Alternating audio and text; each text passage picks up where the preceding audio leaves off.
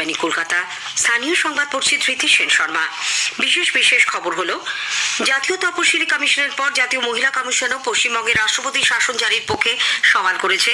কমিশনের চেয়ারপারসন রেখা শর্মা সন্দেশখালীর বিভিন্ন গ্রামে গিয়ে নির্যাতিতা মহিলাদের সঙ্গে কথা বলেন। বিজেপি বিধায়কদের এক প্রতিনিধি দলও আগামীকাল সন্দেশখালী যাচ্ছে। কলকাতা হাইকোর্ট সেখানে 144 ধারা জারির ওপর অন্তর্বর্তী স্থগিতাদেশ জারি করেছে। সন্দেশখালীর ঘটনায় বিজেপি রাজ্য সভাপতিকে নিগ্রহের অভিযোগে মুখ্য সচিব সহ 5 শীর্ষ আধিকারিককে লোকসভার স্বাধিকার রক্ষা কমিটির তলবের ওপরেও সুপ্রিম কোর্টের স্থগিতাদেশ। উত্তর দিনাজপুরের চোপড়ায় বিএসএফ নিয়ন্ত্রিত এলাকায় মাটি চাপা পড়ে 4 শিশুর মৃত্যুর ঘটনায় রাজ্যপাল আগামীকাল সেখানে যাচ্ছেন। রাজ্য সরকার এই ঘটনাতে আবারও বিএসএফকেই দায়ী করেছে। রাজ্যে বিভিন্ন জায়গা থেকে আচমকা আধার কার্ড নিষ্ক্রিয় করে দেওয়ার ঘটনায় গভীর উদ্বেগ প্রকাশ করে মুখ্যমন্ত্রী প্রধানমন্ত্রীকে চিঠি লিখেছেন। যাদের কার্ড বাতিল হয়েছে তাদের জন্য আগামীকাল থেকে সরকারি পোর্টাল চালু করা হবে বলে তিনি জানিয়েছেন। বিজেপি রাজ্য সভাপতি বলেছেন, 24 ঘন্টার মধ্যেই সমস্ত নিষ্ক্রিয় আধার কার্ড চালু হয়ে যাবে। ইউআইডিআইএ কর্তৃপক্ষ অবশ্য জানিয়েছে কোনো কার্ডই বাতিল হয়নি। আসছি বিস্তারিত খবরে। জাতীয় তপশিলি কমিশনের পর জাতীয় মহিলা কমিশনও পশ্চিমবঙ্গের রাষ্ট্রপতি শাসন জারির পক্ষে সওয়াল করেছে। কমিশনের চেয়ারপারসন রেখা শর্মা আজ সন্দেশখালীর বিভিন্ন গ্রামে গিয়ে নির্যাতিতা মহিলাদের সঙ্গে কথা বলেন। গোপন জবানবন্দি দেওয়া মহিলা সহ 2 জনকে নিয়ে সন্দেশখালী থানায় ঢোকেন তিনি। তার সামনে আরও 9 জন নির্যাতনের অভিযোগ দায়ের করেন। পরে সাংবাদিকদের রেখা শর্মা বলেন, সন্দেশখালীর পরিস্থিতি অত্যন্ত খারাপ। ধর্ষণের পাশাপাশি বহু মহিলার শ্লীলতাহানি হয়েছে। মুখ্যমন্ত্রীকে নিজের পদ ছেড়ে সাধারণ মহিলা হিসেবে এলাকায় যাওয়ার দাবি জানান তিনি। প্রশাসনের বিরুদ্ধে অসহযোগিতার অভিযোগ করে তাদের ভূমিকা নিয়ে প্রশ্ন তুলে শ্রীমতী শর্মা মুখ্যমন্ত্রীর পদত্যাগেরও দাবি করেছেন। मुझे नहीं पता कि शासन कहाँ, प्रशासन कहाँ और चीफ मिनिस्टर कहाँ। मुझे लगता है उनको रिजाइन कर देना चाहिए और बिना एक पोस्ट के अगर वो यहाँ आए तो महिलाओं का दर्द समझ पाएंगी। इससे पहले मैंने इतना दर्द कहीं नहीं देखा। এদিকে রেখা শর্মা সন্দেশখালী সফরে সমালোচনা করেছেন তৃণমূল কংগ্রেসের মুখপাত্র রাজ্যের নারী শিশু সমাজ কল্যাণ মন্ত্রী শশী পাঁজা। তিনি বলেন, মহিলাদের ওপর নির্যাতন হলে রাজ্য সরকার অপরাধীদের বিরুদ্ধে দ্রুত ব্যবস্থা নেয়। সন্দেশখালীর ঘটনাতেও মূল অভিযুক্ত ছাড়া 17 জনকে গ্রেপ্তার করা হয়েছে। অন্যান্য রাজ্যে নারী নির্যাতনের ক্ষেত্রে কমিশন কেন তৎপর হয় না সেই প্রশ্নও তোলেন তিনি। আজকে ন্যাশনাল কমিশনার ফর উইমেন তার সভানেত্রী এসছেন। আমরা শুধু ওনাকে জানাতে চাই যে পশ্চিমবঙ্গ সরকার অনেক পদক্ষেপ নিয়েছে। উত্তম সর্দার এবং শিবু হাজরা কিংবা তাদের বিরুদ্ধে অভিযোগ, তাদেরকে অ্যারেস্টও করা হয়েছে এবং গ্রামবাসীদের যে অভিযোগ ছিল সেই অভিযোগ পরিপ্রেক্ষিতে রাজ্য সরকার পক্ষ থেকে ক্যাম্পগুলো আরম্ভ হয়েছে। বিডিও বাড়ি বাড়ি যাচ্ছেন, অভিযোগগুলো তুলে নিচ্ছেন। কিন্তু চোপড়ায় 4 জন মা কাঁদছেন কারণ তারা হারিয়েছেন তাদের সন্তানদের। সে মায়ের কথা ভাবতে হবে তো রেখা শর্মাজিকে। এদিকে যে মহিলার গোপন জবানবন্দির ওপর ভিত্তি করে উত্তম সর্দার ও শিবু হাজরা গ্রেপ্তার হয়েছে, তার বাড়িতে শাসক দলের কর্মী সমর্থকেরা হামলা চালিয়েছে বলে অভিযোগ উঠেছে। এরপর গতরাত থেকে ওই মহিলার বাড়ির সামনে পুলিশ পিকেট করা হয়।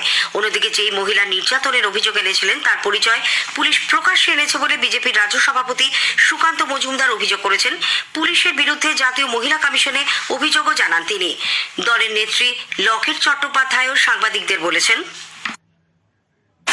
জানাই মমতা ব্যানার্জিকে, তিনি কোথায় আধার কার্ড, কোথায় কার লিঙ্ক নেই, কোথায় কি চোপড়ায় চলে যাচ্ছেন, কিন্তু নিজের মাতৃভূমিতে দাঁড়িয়ে মা দুর্গা, মা সরস্বতী, মা লক্ষ্মীর ওপর যে অত্যাচার শেখ শাহজাহান, শিবু সর্দার, উত্তম হাজরা করছে, তিনি কেন ব্যবস্থা নিচ্ছেন না? কেন উনি ওখানে যাচ্ছেন না? সাহস থাকলে ওখানে যাক। সন্দেশখালী কাণ্ডে বিজেপি সাংসদ সুকান্ত মজুমদারকে নিগ্রহের অভিযোগে রাজ্যের মুখ্য সচিব ভগবতী প্রসাদ গোপালিকা সহ 5 প্রশাসনিক ও পুলিশ কর্তাকে লোকসভার স্বাধিকার রক্ষা কমিটির তলবের ওপর সুপ্রিম কোর্ট স্থগিতাদেশ দিয়েছে। বিষয়টি নিয়ে আজ শীর্ষ আদালতের দৃষ্টি আকর্ষণ করেন আইনজীবী কপিল সিবাল।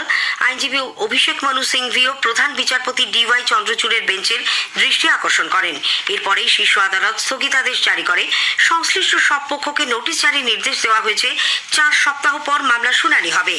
এদিকে সন্দেশখালীতে 144 ধারা জারির ওপর অন্তর্বর্তী স্থগিতাদেশ জারি করেছে কলকাতা হাইকোর্ট। সেখানে যাওয়ার অনুমতি চেয়ে হাইকোর্টে মামলা করেছিলেন শুভেন্দু অধিকারী। মামলার শুনানিতে আজ বিচারপতি কৌশিক চন্দ্র বিরোধী দলনেতাকে সন্দেশখালীর নির্দিষ্ট কয়েকটি জায়গায় যাওয়ার অনুমতি দিয়েছেন। তিনি কোথায় কোথায় যেতে চান তা জানানোরও নির্দেশ দিয়েছিলেন বিচারপতি। কোনো প্ররোচনা দেওয়া যাবে না বলে তিনি নির্দেশ দিয়েছেন। বিকেলে আবার এই মামলা শুনানিতে বিচারপতি চন্দ্র 144 ধারা জারির ওপর অন্তর্বর্তী স্থগিতাদেশ দেন। অন্যদিকে রাজ্যের অ্যাডভোকেট জেনারেল কিশোর দত্ত গোয়েন্দা রিপোর্ট তুলে ধরে আদালতে দাবি করেন বিরোধী দলনেতা সন্দেশখালীতে গেলে বিশৃঙ্খলা হতে পারে। তবে বিচারপতি জানান 144 ধারা জারি করে কোনো ব্যক্তির কোনো এলাকায় যাওয়া আটকানো যায় না। পাশাপাশি 1 ফেব্রুয়ারি থেকে সন্দেশখালীতে অপরাধের মামলা সংক্রান্ত তথ্য দেওয়ার জন্য বসিরহাটের পুলিশ সুপারকেও নির্দেশ দিয়েছে হাইকোর্ট। সন্দেশখালী নিয়ে জনস্বার্থ মামলার দ্রুত শুনানির আর্জিও খারিজ করে দিয়েছে কলকাতা হাইকোর্টের প্রধান বিচারপতির ডিভিশন বেঞ্চ। আগেই জানানো হয়েছে বিরোধী দলনেতা শুভেন্দু অধিকারীর নেতৃত্বে বিজেপি বিধায়কদের এক প্রতিনিধি দল আগামীকাল সন্দেশখালী যাচ্ছে। রাজ্য বিধানসভার বাইরে এক সাংবাদিক বৈঠকে শুভেন্দু সাংবাদিকদের বলেন সন্দেশখালীতে গিয়ে তারা গ্রেপ্তার হওয়া বিজেপি কর্মীদের সঙ্গে দেখা করবেন। পাশাপাশি বিজেপি ও বিভিন্ন সংগঠনের পক্ষ থেকে সেখানে আক্রান্তদের যে সহায়তা করা হচ্ছে সে বিষয়ে খোঁজ খবর নেবেন। 5 জন বিধায়ককে নিয়ে আগামীকাল সকালে তারা সন্দেশখালীর উদ্দেশ্যে রওনা দেবেন। রাজ্যে রাষ্ট্রপতির শাসন জারির প্রসঙ্গে এক প্রশ্নের উত্তরে বিরোধী দলনেতা বলেন রাষ্ট্রপতি শাসনের সুপারিশ রাজ্যপাল করতে পারেন। এরপর মন্ত্রিসভায় এ বিষয়ে সিদ্ধান্ত নেওয়া হয় এবং সেই সিদ্ধান্ত অনুযায়ী রাষ্ট্রপতি পদক্ষেপ নেন। তাই রাজনৈতিকভাবে এ ব্যাপারে তিনি কিছু বলতে পারেন না। উত্তর দিনাজপুরের চোপড়ার চেতনাগঞ্জে বিএসএফ নিয়ন্ত্রিত এলাকায় মাটি চাপা পড়ে 4 শিশুর মৃত্যুর ঘটনায় রাজ্যপাল সিভি আনন্দ বোস আগামীকাল সেখানে যাচ্ছেন। আজ রাতে শিয়ালদা থেকে দার্জিলিং মেলে যাত্রা শুরু করে আগামীকাল তিনি কিষানগঞ্জে পৌঁছবেন। সেখান থেকে সড়ক পথে চোপড়ায় পৌঁছবেন। উল্লেখ্য তৃণমূল কংগ্রেসের এক প্রতিনিধি দল গত বৃহস্পতিবার রাজভবনে গিয়ে রাজ্যপালকে সেখানে যাওয়ার আবেদন জানান। এদিকে বিএসএফ এর উদাসীনতার কারণেই চোপড়ায় এই মর্মান্তিক ঘটনা ঘটছে বলে মন্ত্রী চন্দ্রিমা ভট্টাচার্য অভিযোগ করেছেন। মুখ্যমন্ত্রীর নির্দেশে পরিস্থিতি সরেজমিনে খতিয়ে দেখতে তিনি আজ চেতনাগঞ্জে যান। রাজ্যপালের মাধ্যমে ঘটনার বিচার এবং বিএসএফ এর অবৈধ খনন কাজের জবাব চাওয়া হবে বলে চন্দ্রিমা জানিয়েছেন। একটা পৈশাচিক ঘটনা যার কোনো জবাব ওরা দিচ্ছে না। রাজ্যপাল নিশ্চয়ই কথা বলবেন সকলের সাথে। আমাদের অনুরোধ ছিল রাজ্যপালকে এখানে আসার, সেই অনুরোধ তিনি রেখে তিনি আসছেন। দেখি উনি কি বলেন, কি তা গ্রামবাসীদের সাথে কথা বলবেন মনে হয় নিশ্চয়ই বলা উচিত, এবং পরিবারের সাথে কথা বলবেন, কারণ কেউ আসেনি পরিবারের সাথে কথা বলতে। অন্যদিকে এই ঘটনায় বিএসএফ এর জড়িত থাকার অভিযোগ অস্বীকার করেছে বিজেপি। দলের রাজ্য সভাপতি সুকান্ত মজুমদার আজ সাংবাদিকদের বলেন বিএসএফ স্টেটমেন্ট জারি করে অলরেডি ক্লিয়ার করে দিয়েছে চোপড়ায় যে ক্যানাল তৈরি করা হচ্ছিল এটা বিএসএফ এর কাজই না। বিএসএফ কোনো ক্যানাল তৈরি করেনি, বিএসএফ কোনো ড্রেন তৈরি করছিল না, চা বাগানের মালিক করছিল। যাতে 4টি শিশু পড়ে যায় এবং মাটি তাদের উপরে পড়ে যায় এবং 4টি শিশু মারা যায়। অত্যন্ত দুঃখজনক ঘটনা, অত্যন্ত দুঃখজনক ঘটনা। কিন্তু বিএসএফ কে টার্গেট করা হচ্ছে ইচ্ছে করে, কারণ ওখানকার বিধায়ক মন্ত্রী সব তো পাচারকারী। স্থানীয় সংবাদ শুনছেন আকাশবাণী কলকাতা কেন্দ্র থেকে। এখন বিজ্ঞাপন, পরে রয়েছে বাকি খবর। ধানের মূল জমিতে মাজরা পোকার প্রাদুর্ভাব কমিয়ে কপকাঠি বা সাদা শীষের আক্রমণ কমাতে রোপণের 15 থেকে 20 দিনের মধ্যে প্রতি একরে 100 ml ব্যবহার করুন বায়ারের ভাইগো। বাহ, এই আংটিটা খুব সুন্দর, আমার স্ত্রীর খুব পছন্দও হবে। হ্যাঁ স্যার, আপনার পছন্দটা খুব ভালো আর ডিজাইনটাও একেবারে নতুন। ডিজাইনটা নতুন, কিন্তু সোনাটা খাঁটি কিনা তার প্রমাণ কোথায় পাবো? একজন সচেতন গ্রাহক হয়ে উঠুন। আজই ডাউনলোড করুন BIS কেয়ার অ্যাপ।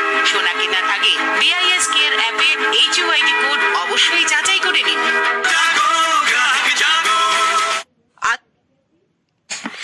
রাজ্যে বিভিন্ন জায়গা থেকে আচমকা আধার কার্ড নিষ্ক্রিয় করে দেওয়ার ঘটনায় গভীর উদ্বেগ প্রকাশ করে মুখ্যমন্ত্রী মমতা ব্যানার্জি প্রধানমন্ত্রী নরেন্দ্র মোদীকে চিঠি লিখেছেন। তাতে তিনি বলেছেন সংশ্লিষ্ট ব্যক্তিদের কোনো রকম না জানিয়ে হঠাৎ তাদের আধার কার্ড বাতিল করে দেওয়া হচ্ছে। তপশিলি জাতি, উপজাতি এবং অন্যান্য অনগ্রসর সম্প্রদায়ের লোকেদের ক্ষেত্রে তা বেশি হচ্ছে। এর ফলে বিপুল সংখ্যক মানুষ চরম সমস্যায় পড়ছেন। তৃণমূল কংগ্রেস এই কার্ড বাতিল করা নিয়ে নির্বাচন কমিশনের দ্বারস্থ হবে বলেও মুখ্যমন্ত্রী জানান। নবান্নের সাংবাদিক বৈঠকে তিনি বলেন পরিষ্কার আমরা বলছি, আইদার এটাকে স্টপ করবে, আর না হলে গরিব মানুষের যে অধিকার তারা পাচ্ছিলেন সেই অধিকার থেকে যে তারা যাতে বঞ্চিত না হন, আমরা একটা ওয়েব পোর্টাল স্টার্ট করছি, যেটা সরাসরি মুখ্যমন্ত্রীকে জানাবে যদি যার যার নাম কাটা হয়েছে। কারণ যাদের যাদের নাম কাটা হচ্ছে তাদের আমরা একটা আলাদা কার্ড দেবো।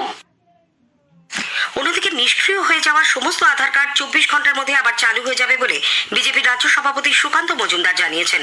তিনি আজ সাংবাদিকদের বলেন, রাজ্যে আধার কার্ড নিয়ে বেশ কিছু সমস্যা দেখা দিয়েছিল এবং সেই সমস্যা অফিসিয়াল ত্রুটির জন্য হয়েছিল, কিন্তু সন্দেশখালীর ঘটনাকে ধামাচাপা দেওয়ার জন্য বিভিন্ন জেলায় মাননীয় মুখ্যমন্ত্রী লোককে ভয় দেখাতে শুরু করেছিলেন যে আধার কার্ড নাকি বাতিল হয়ে যাচ্ছে, এনআরসি হবে, আধার কার্ড বাতিল হয়ে যাচ্ছে। এদিকে কোনো আধার নম্বর বাতিল করা হয়নি বলে আধার কর্তৃপক্ষ ইউআইডিআই এর তরফে জানানো হয়েছে। ইউআইডিআই এর অধিকর্তা প্রশান্ত কুমার নন্দা এক বিজ্ঞপ্তিতে জানিয়েছেন, কোনো আধার নম্বরই বাতিল হয়নি। এ নিয়ে কারোর কোনো অভাব অভিযোগ থাকলে তারা uidai.gov.in এ ফিডব্যাক জানাতে পারবেন। জনসাধারণকে তাদের লোকসভা কেন্দ্রের বিশদ তথ্য এবং সেই এলাকায় চালু থাকা বিভিন্ন কেন্দ্রীয় সরকারি প্রকল্প ও উন্নয়ন সম্পর্কে অবহিত করতে আকাশবাণী কলকাতার সংবাদ বিভাগ শুরু করছে বিশেষ অনুষ্ঠান ভারত বিকাশ ডায়েরি। আগামী বুধবার 21শে ফেব্রুয়ারি থেকে প্রতিদিন রাত 8:50 গীতাঞ্জলি প্রচার তরঙ্গে শোনা যাবে 10 মিনিটের এই অনুষ্ঠান। স্থানীয় সংবাদ শেষ হলো।